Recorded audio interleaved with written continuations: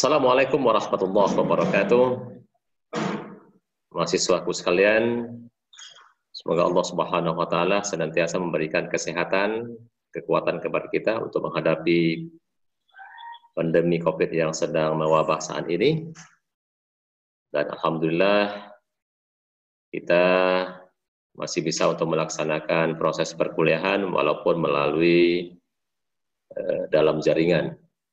Perkuliahan kita pada hari ini sengaja Bapak buatkan video pembelajarannya biar ada variasi kita dalam proses pembelajaran selama 1 semester ini.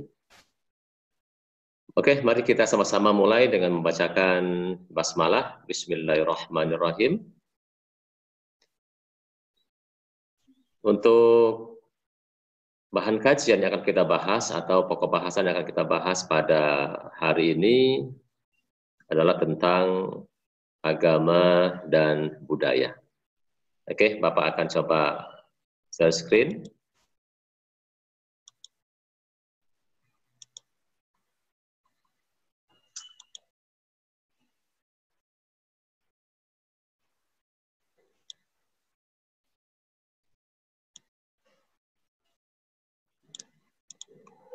Baik, ya, agama dan budaya. Kalau kita berinteraksi, ya, mungkin satu pertanyaan yang selalu Bapak lontarkan setiap kita memulai sebuah proses pembelajaran, maka kali ini kira-kira apa yang dimaksud dengan budaya? Ya, mungkin silakan anak-anak Bapak atau saudara-saudara sekalian untuk menjawabnya, kira-kira yang budaya itu apa? Kalau kita lihat pengertian budaya, ya, kata budaya ini diambil dari bahasa Sanskerta yaitu budaya. Maknanya segala sesuatu yang berhubungan dengan akal dan budi. Secara harfiah, budaya ini juga cara hidup yang dimiliki oleh sekelompok masyarakat. Di mana cara hidup ini kemudian diwariskan secara turun-temurun dari generasi ke generasi. Maka kita lihat, ya, sebuah budaya dalam masyarakat itu memang selalu diikuti, dilestarikan oleh generasi ke generasi. Adapun perbedaan agama yang ada, suku, ya, politik, kemudian juga beda pakaian, lagu, bahasa, bangunan, maupun yang lain sebagainya. Maka inilah yang membuat terbentuknya sebuah budaya dalam masyarakat itu. Budaya, kalau kita lihat pendapat dari Terence Hobbes dan Jensen ini mengatakan bahwa budaya pada dasarnya merupakan seperangkat nilai, seperangkat norma, seperangkat kepercayaan, atau adat istiadat, aturan, kode, ya, yang ada dalam masyarakat, yang secara sosial ini semua dicoba didefinisikan oleh kelompok-kelompok orang, kemudian ini semua mengikat mereka, ya, antara satu dengan yang lain, kemudian memberi kesadaran bahwa mereka memang hidup bersama. Ini yang dikatakan oleh Terence Hobbes, ya, bahwa budaya itu ada nilai, ada norma, ada kepercayaan. Ada adat istiadat yang berkembang, ada aturan-aturan yang mengatur kehidupan mereka, ada kode-kode. Ya. Kemudian inilah, ya, menimbulkan sebuah kesadaran mereka bahwa mereka memang harus bersama-sama mengikuti aturan norma itu. Dan kalau kita coba lihat pula pendapat Kunchara-Ningrat, ya, budaya merupakan keseluruhan sistem gagasan, tindakan, dan hasil kerja manusia dalam rangka kehidupan masyarakat yang dijadikan milik manusia dengan belajar. Jadi, budaya itu lebih stressingnya kepada sistem gagasan, tindakan, dan hasil kerja. Yang lain juga mengatakan bahwa budaya itu, ya, bisa sebagai pandangan hidup yang diakui bersama. Jadi, budaya merupakan sebuah pandangan hidup yang diakui oleh semua masyarakat, semua orang yang ada di situ, ya, mungkin cara berpikir, cara berperilaku, sikap, nilai, ya, yang tercermin baik dalam wujud fisik maupun abstrak. Atau budaya, perilaku, nilai, sikap hidup, cara hidup untuk melakukan penyesuaian dengan lingkungan. Ya, jadi ketika kita berada di lingkungan Minang, maka tentu kita menyesuaikan dengan budaya orang Minang. Ketika kita berada di Melayu, maka tentu kita juga akan menyesuaikan cara hidup kita, perilaku kita, sikap kita dengan budaya yang ada di daerah Melayu itu, dan begitu seterusnya. Sehingga ini semua bisa untuk memandang berbagai macam persoalan yang muncul dan menyelesaikan persoalan-persoalan itu, memberikan solusi-solusi berbagai macam persoalan kehidupan manusia. Jadi dalam konteks lain, budaya adalah suatu cara hidup yang berkembang dan dimiliki bersama oleh sebuah kelompok. Ini juga sama yang tadi, kemudian dia diwarisi secara turun-temurun. Maka budaya itu pola hidup menyeluruh, bersifat kompleks, abstrak, dan luas. Ya. Atau juga budaya bisa kita artikan sebagai suatu pengetahuan, keyakinan, ya. Hukum adat, ya saya kira tadi sudah juga, ya. Atau juga bisa kita coba simpulkan bahwa budaya itu keseluruhan konsep dari sistem gagasan, tindakan, dan hasil karya manusia yang meliputi kemampuan berpikir, sosial, ekonomi, agama, kepercayaan, kebiasaan, hukum, seni, teknik, dan ilmu. Maka memang budaya itu mencakup segala aspek kehidupan manusia. Apa saja yang mereka jalani dalam kehidupannya, maka ini bisa menjadi sebuah budaya. Kemudian dewasa ini, biasanya budaya ini lebih diperluas lagi artinya, dimanifestasikan menjadi sebuah kehidupan setiap orang dan setiap kelompok orang. Ya. Jadi budaya dipandang sebagai sesuatu yang lebih dinamis, jadi dia selalu akan berubah-ubah, ya, bukan sesuatu yang statis, bukan sesuatu yang klasik. Juga budaya tidak diartikan sebagai sebuah kata benda, tetapi sekarang budaya itu dimana sebagai sebuah kata kerja yang senantiasa dihubungkan dengan kegiatan manusia dalam aspek apapun. Apakah aspek sosial, aspek ekonominya dia ketika bekerja, aspek politiknya ketika menjalankan aspek politiknya, masuk dalam partai politik, ataupun melakukan upaya-upaya politik dalam kehidupan ini, dan lain sebagainya. Maka budaya hari ini itu sudah dimanifestasikan dalam kehidupan setiap orang dan kelompok yang lebih luas lagi. Lalu agama sebagai produksi budaya. Budaya yang digerakkan agama ini timbul dari proses interaksi manusia dengan kitab ajaran, ya, yang diyakini sebagai hasil daya kreasi pemeluk suatu agama, tapi dikondisikan oleh suatu konteks hidup pelakunya.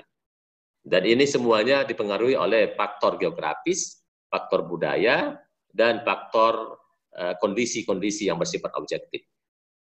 Sehingga agama ini sebagai produksi budaya bisa kita lihat dari proses adanya asimilasi, adanya akulturasi, adanya adaptasi, dan adanya integrasi antara budaya dan agama. Kita umpamakan, ya, asimilasi budaya dan agama berarti pembaruan antara ajaran agama dengan kebudayaan yang disertai dengan hilangnya ciri khas kebudayaan asli, sehingga membentuk kebudayaan baru.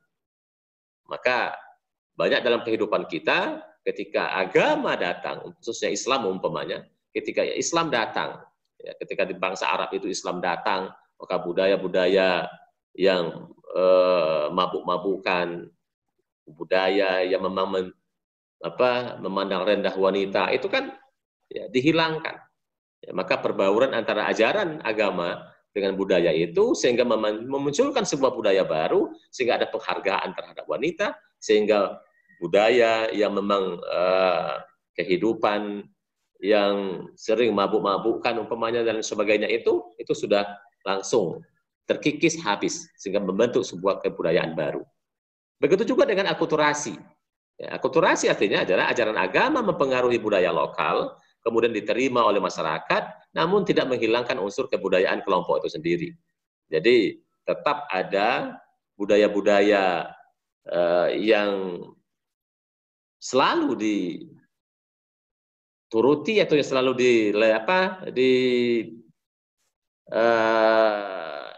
diikuti oleh masyarakat, dilegalkan, ya, sebuah budaya yang memang diwarisi secara turun-temurun itu, ya, ketika berhadapan dengan agama, ada ajaran agama yang muncul, dan itu tidak serta-merta hilang, tetapi hanya diperbaiki kemungkinan sebegitu. Ya, jadi akulturasi dia tidak menghilangkan budaya lokal, tapi bagaimana ya, dipengaruhi, dilakukan perbaikan-perbaikan, dan itu dilanggengkan.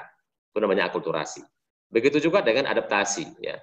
Adaptasi berarti budaya lokal menyesuaikan diri dengan ajaran agama. Jadi ketika ada ajaran agama, maka budaya lokal menyesuaikan diri dengan ajaran agama itu sendiri. Lalu yang keempat ada yang disebut dengan integrasi. Artinya pembauran antara budaya lokal dengan ajaran agama sehingga menjadi satu kesatuan. Ya banyak dalam hal ini mungkin cara berpakaian kita, cara membangun sebuah rumah ibadah, ya, atau cara kita membuat rumah, dan itu semuanya sudah ada pengaruh dari ajaran agama. Sehingga kalau kita lihat ini kan selalu dinamis, selalu berubah dari masa ke masa, dan itulah ya yang hari ini berkembang dengan kebudayaan itu yang bersifat dinamis. Begitu juga dalam konteks Islam ya yang berkembang di Nusantara ini umpamanya ya, di mana agama dan budaya menjadi hubungan yang simbiosis, hubungan yang saling membutuhkan satu sama yang lain. Artinya apa? Agama butuh alat ataupun metode untuk disampaikan kepada masyarakat agar orang paham terhadap agama itu. Umpamanya seperti Wali Songo dulu ketika masuk membawa Islam, ya, ketika Islam dikembangkan oleh Wali Songo di negeri kita ini, jelas ya bahwa Wali Songo menggunakan berbagai macam metode, menggunakan berbagai macam tradisi-tradisi, nilai-nilai kultur orang-orang lokal Nusantara untuk ya, dijadikan sebagai alat untuk menyampaikan Islam. Umpamanya mungkin dengan cara berwayang, ya, karena juga para Wali Songo ketika menyampaikan Islam itu melakoni atau menjadikan wayang sebagai alat untuk media dakwahnya. Dan ini terbukti ya, ketika itu dilakukan, ya, Wali Songo mampu mengislamkan masyarakat Nusantara dari yang semula Hindu, Buddha 90%, ini berbalik menjadi Islam 90%. Dan itu ketika awal Islam masuk, ya, pada awal ada mengatakan pada abad ke-7 atau ke-8, itu belum bisa berkembang. Tetapi ketika masuknya Wali Songo, ya, itu luar biasa perkembangan Islam di Nusantara ini. Lalu, adanya hubungan timbal balik antara agama, terutama Islam dengan budaya lokal, ini juga bisa kita lihat dari kaidah yang ada dalam usul fikih yang disebut dengan al-adatu muhakkamah. Adat itu menjadi hukum. Atau lengkapnya, adat adalah syariah yang dihukumkan. Artinya apa? Ya, karena dalam masyarakat kita jelas ya, umpamanya masyarakat Sumatera Barat ya, adat bersandi syarak, syarak bersandi kitabullah. Maka apapun yang dihukumkan oleh adat itu biasanya merujuk kepada syariat Islam itu sendiri. Maka kedatangan Islam di suatu tempat selalu mengakibatkan adanya suatu tajdid, suatu pembaharuan pada masyarakat agar masyarakat bisa menjadi lebih baik, ya.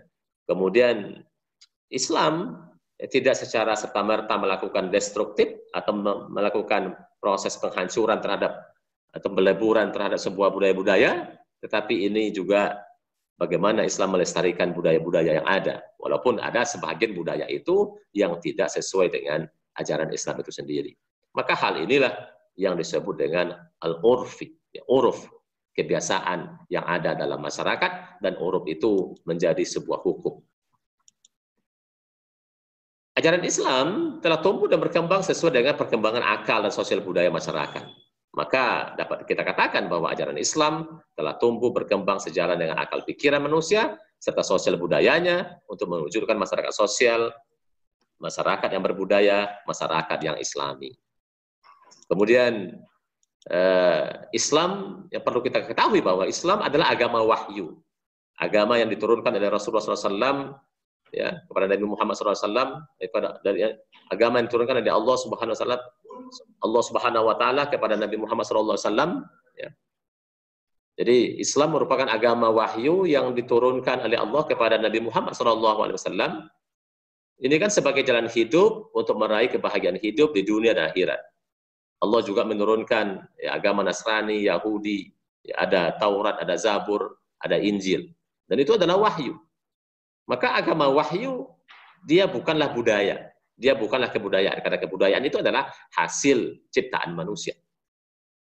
Jadi, karena Islam adalah agama wahyu, maka dia bukan kebudayaan, dia bukan budaya.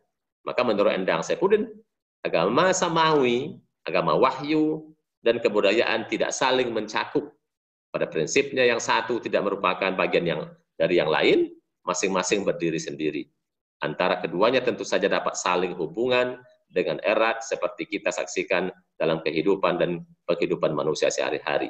Jadi antara Islam umpamanya dengan kebudayaan, dia tidak bisa dikatakan berkolaborasi menjadi satu kesatuan, tetapi dia berdiri sendiri, ya, karena dia adalah agama wahyu. Tetapi memang agama wahyu itu bisa dijadikan budaya ketika itu diinterpretasi oleh sebahagian ulama umpamanya, atau oleh seseorang, lalu interpretasi itu dipahami, dianggap benar, lalu dinyatakan dalam kehidupan nyata. Maka itu bisa menjadi budaya.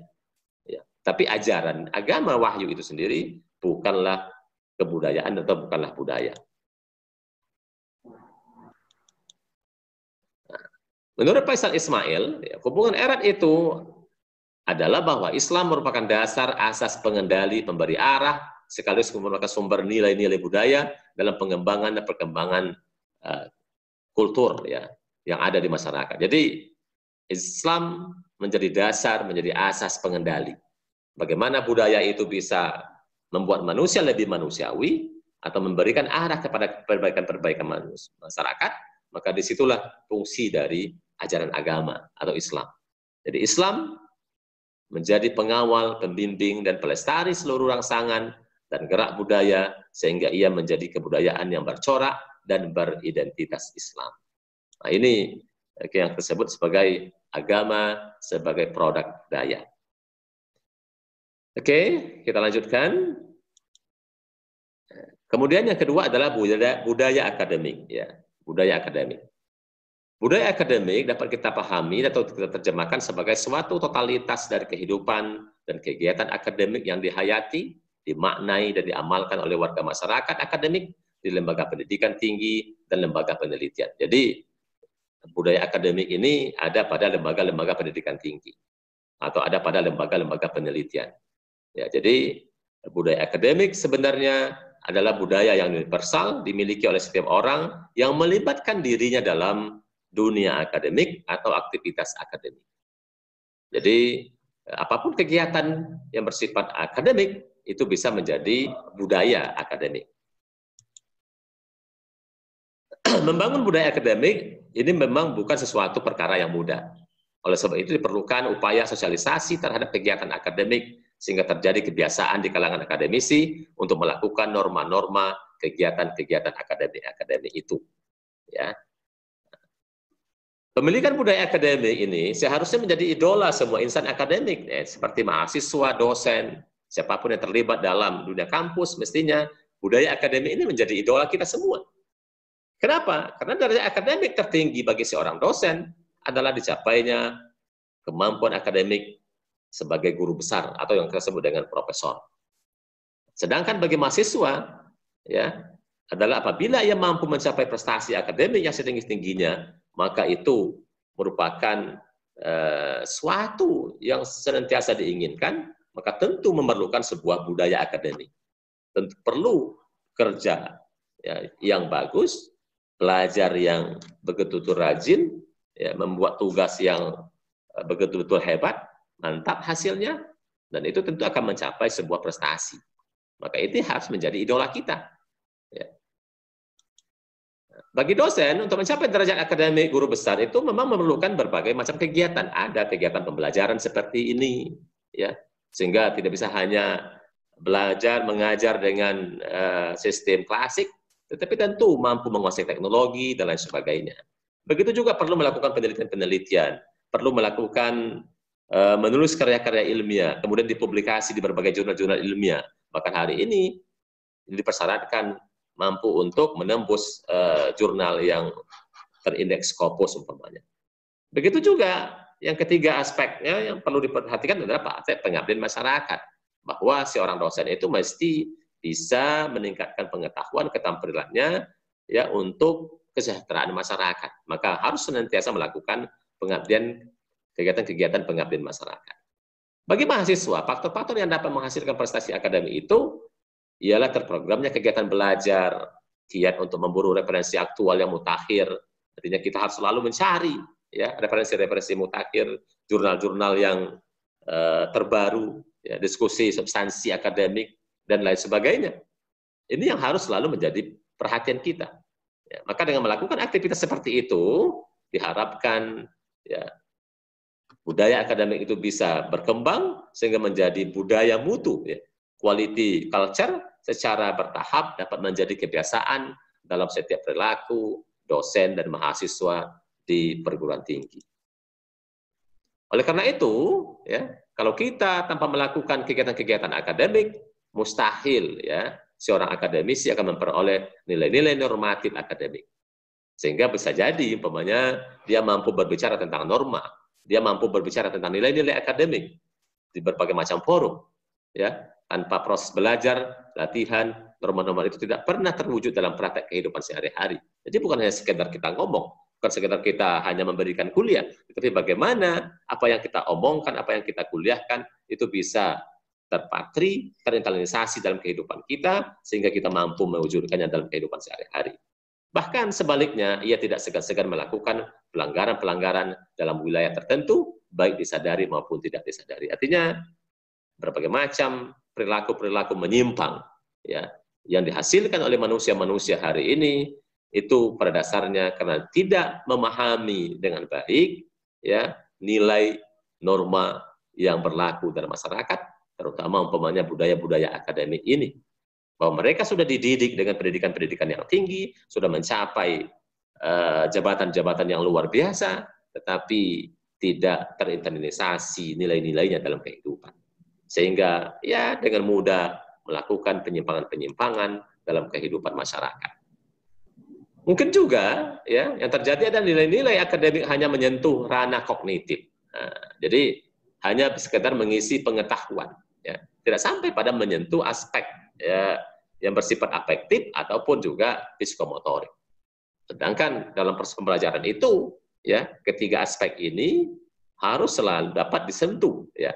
Jadi kita di samping mengembangkan aspek kognitif kita, juga aspek afektif dan juga aspek motorik kita. Sehingga apapun yang kita pelajari, apapun yang pengetahuan yang kita dapatkan, itu harus mampu merubah sikap kita, ya, dan juga harus mampu kita nyatakan dalam kehidupan, nampak, bisa dinilai, bisa menjadi teladan.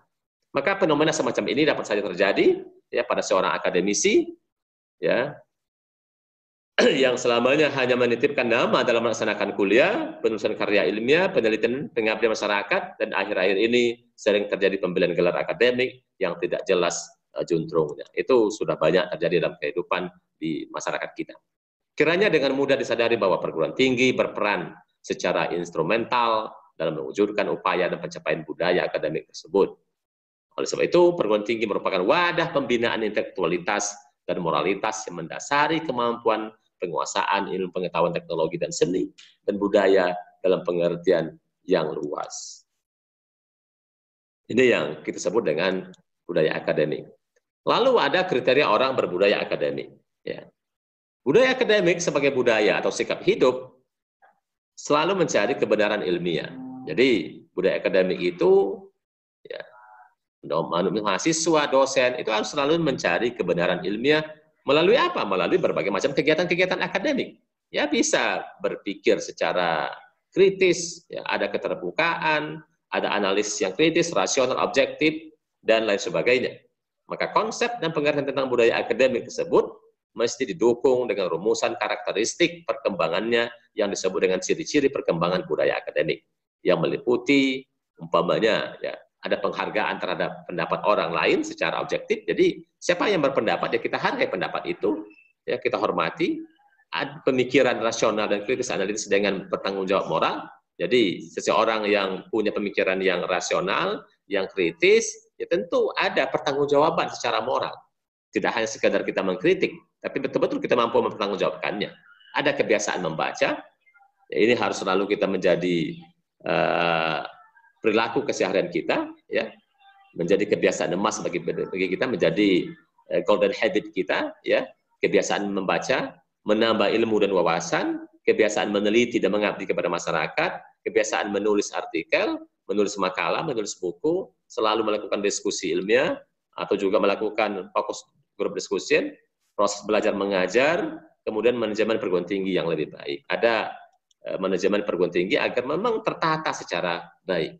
Maka tradisi akademik ya merupakan tradisi yang menjadi ciri khas kehidupan masyarakat akademik dengan menjalankan proses belajar mengajar antara dosen dan mahasiswa, menyelenggarakan penelitian, pengabdian kepada masyarakat, serta mengembangkan cara-cara berpikir kritis, analitis, rasional, inovatif di lingkungan akademik.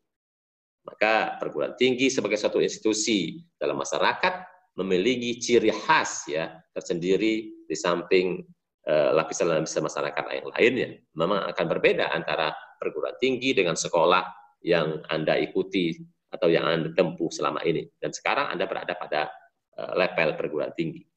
Maka warga dari suatu perguruan tinggi, termasuk kita semua, ya, adalah insan-insan yang memiliki wawasan dan integritas ilmiah.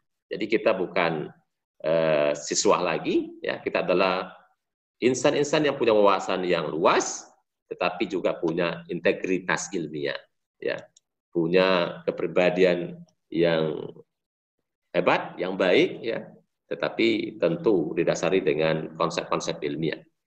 Oleh karena itu, masyarakat akademik harus senantiasa mengembangkan budaya ilmiah yang merupakan esensi pokok dari aktivitas perguruan tinggi. Maka kita bisa umpamanya menemukan ya ciri-ciri dari masyarakat ilmiah itu, ya, umpamanya mereka kritis, ya. Mereka adalah insan-insan kritis, mereka adalah insan-insan yang kreatif, ya, kreatif, melakukan berbagai inovasi, pengembangan dalam kehidupan, ya, karena menemukan ilmu, menemukan teknologi, maka ada kreativitas yang muncul. Lalu objektif, ya, yang berarti ya benar-benar ya melakukan sesuatu itu berdasarkan sebuah kebenaran ilmiah, bukan sesuatu yang bersifat subjektif, bukan karena pengaruh kekuasaan, bukan pengaruh uang, bukan pengaruh ambisi pribadi, tapi betul-betul bersifat objektif. Lalu analitis, ya, artinya kegiatan ilmiah harus dilakukan dengan suatu metode ilmiah, ya, yang mengikuti standar-standar ilmiah. Jadi ada analitisnya. Kemudian juga konstruktif, bersifat membangun, dinamis, ya, selalu berkembang secara terus-menerus. Lalu ada kebiasaan dialogis, ya, bagaimana proses ilmu itu, ya, memberikan ruang pada peserta didik untuk mengembangkan diri dan melakukan kritik terhadap apapun, ya, selalu ada proses diskusi. Jadi ada dialognya. Lalu kemampuan menerima kritik, jadi bukan hanya mengkritik, tapi juga masyarakat akademik itu mesti mampu menerima kritik yang baik. Ketika orang mengkritik kita dengan kritik-kritik yang konstruktif, maka kita mampu untuk berubah. Ya. Lalu menghargai prestasi ilmiah, lalu ada bebas dari prasangka, menghargai waktu, ini juga luar biasa. Ya, kita mesti mampu menghargai waktu, memanfaatkan waktu dengan seefektif mungkin, seefisien mungkin, lalu memiliki dan menjunjung tinggi tradisi ilmiah. Jadi kita mesti benar-benar menjunjung tinggi tradisi ilmiah, ya. Jangan kita robohkan tonggak ini, kemudian berorientasi ke masa depan. Jadi masyarakat akademik atau budaya mempunyai ciri akademik itu, mereka selalu punya orientasi masa depan. Melihat apa yang mesti dilakukan, apa yang akan dituju ke masa depan. Ya. Kemudian kesejawatan atau kemitraan. Ini jangan lupa bahwa kita ada mitra sama-sama dosen, ada mitra sama-sama mahasiswa, dan itu harus selalu saling kita jaga. Rasa persaudaraan yang kuat untuk mewujudkan sebuah kerjasama yang baik. Oleh karena itu, budaya akademik senantiasa memegang dan menghargai tradisi alma mater sebagai suatu tanggung jawab moral masyarakat intelektual, ya, sebagai insan-insan akademik. Terakhir, ya, beberapa faktor penghambat berkembangnya budaya akademik itu, ya, bisa kita lihat umpamanya sikap apatis, ya, apatisme mahasiswa dan sivitas akademika. Ini yang harus dihindari, ya, bahwa kita menganggap kita aja yang hebat, ya, tidak mau menghargai orang lain, atau kita merasa ya tidak mampu dan sebagainya, ya, ada apatisme. Lalu kurang menghargai waktu, ini juga luar biasa, ya, hari ini pengaruh berbagai macam teknologi sehingga kita sibuk dengan hal-hal yang tidak bermanfaat. Jadi kita kurang menghargai waktu. Lalu ada sivitas akademik yang belum terbiasa berpikir ilmiah, ya. Kemudian juga ada hubungan dosen mahasiswa kadang-kadang tidak cair, ya, tidak terjadi hubungan yang baik, ya. Dosen menganggap dia hebat, lalu mahasiswa mesti harus menyembah-nyembah, ya, ada dosen killer dan sebagainya, itu kan merupakan faktor penghambat. Ya, dosen mahasiswa sebenarnya adalah hubungan ya bagaimana seperti kita teman ya, menjadikan menghargai mereka untuk senantiasa mampu berkomunikasi dimanapun kita bisa dihubungi. Jangan berbagai macam aturan kita buatkan kepada mahasiswa kita bahwa Anda mesti menghubungi saya hanya jam sekian, itu tidak bisa dilakukan karena saya ada waktu yang lain. Jangan, memang kita harus mampu dimanapun kita, kapanpun itu, mahasiswa bisa menghubungi kita dan bisa berdiskusi dengan kita. Kita memberikan peluang pelayanan yang sebaik-baiknya kepada mahasiswa. Begitu juga kadang-kadang antara mahasiswa dengan mahasiswa, senior junior, ya itu kadang-kadang ya yang junior dipelonco oleh seniornya dan lain sebagainya. Itu juga penghambat. Lalu tidak ada penghargaan, reward terhadap prestasi. Ini juga yang terjadi di negeri kita. Ya, banyak orang-orang berprestasi tetapi tidak mampu dihargai dengan baik oleh negara ini. Begitu juga ya faktor terakhir adalah fasilitas yang tidak mendukung kadang-kadang untuk berkembangnya budaya-budaya akademik ini. Jadi inilah yang menjadi bahan kuliah kita pada hari ini. Mudah-mudahan Anda semua bisa memahaminya dengan baik, kemudian bisa menjadi insan-insan akademik yang punya budaya, yang senantiasa mampu menerapkan kriteria-kriteria orang yang berbudaya akademik itu dalam kehidupan kita sehari-hari. Mudah-mudahan Allah Subhanahu wa taala senantiasa memberikan kekuatan kepada kita, memberikan kesehatan, dan kita mampu menghadapi situasi ini dengan sebaik-baiknya walaupun kita tidak bisa saling berjumpa ya dalam suasana pembelajaran yang bersifat klasikal ya kan, tetapi insya Allah dengan pembelajaran seperti ini juga tidak kalah pentingnya atau tidak kalah dengan pembelajaran yang kita lakukan secara klasikal itu. Demikian, mari kita akhiri dengan membacakan hamdalah, alhamdulillahirabbil alamin, dan saya akhiri dengan wassalamualaikum warahmatullahi wabarakatuh.